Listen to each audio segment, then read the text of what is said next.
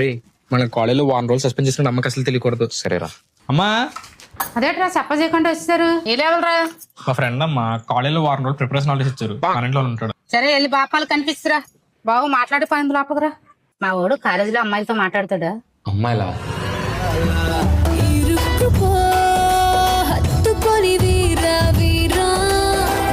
చిచి అమ్మాయి వాళ్ళతో మాట్లాడండి.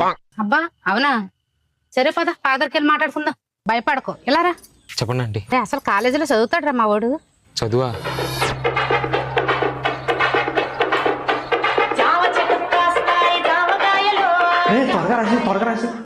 మీరు టాపర్ అండి. అసలు నీ ముఖం చూస్తుంటే నా నమ్మబుద్దే లేదురా. సరే పద గడ్డు కోసుకుంటూ మాట్లాడుకుందాం. ఒరాడు కాలేజీలో మందు గొడవలు ఏం తెస్తాడురా?